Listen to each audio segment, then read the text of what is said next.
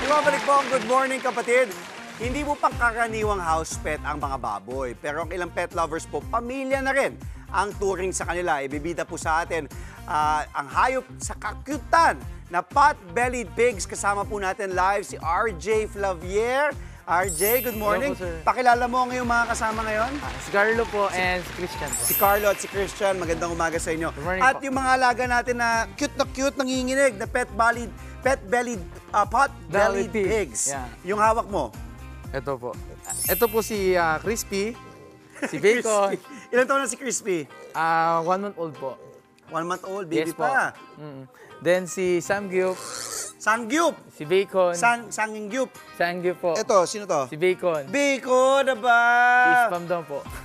Ano pangalan nito? Spam. Ha? Spam. Spam. Yan. Grabe, ha? Cute po. Ayan. Hindi nyo namang inuulam to mga to. Hindi naman po. Ang cute nila ito, nanginginig nga si Bacon sa Malamig akin po eh.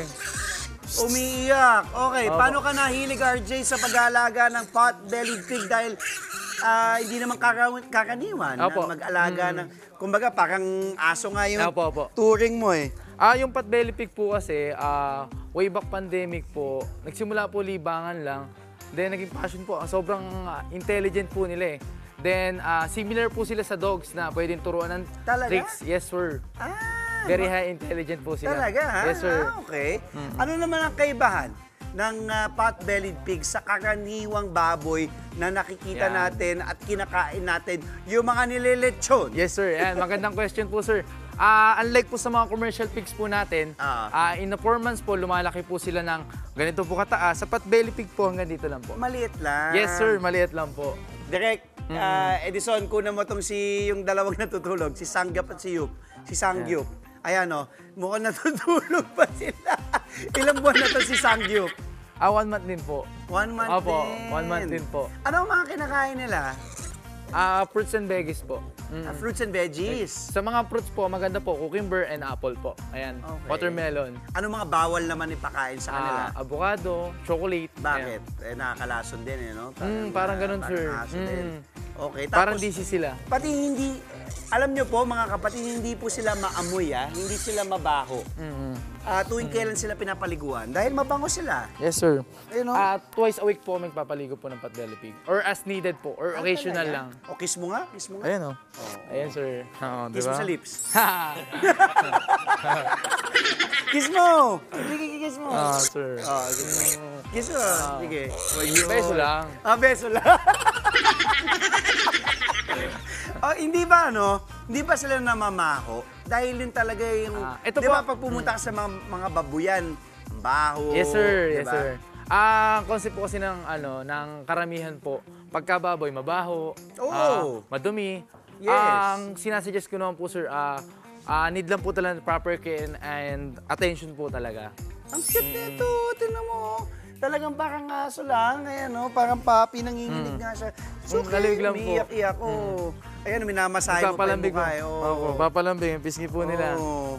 Magkano ang pot-bellied pigs sa mga gusto mag-alaga? Nag-range po siya, sir, ng 7 to 10. Depende po sa quality. 7 to 10,000. And lineage, yes, 7 sir. hanggang 10,000. Yes, sir.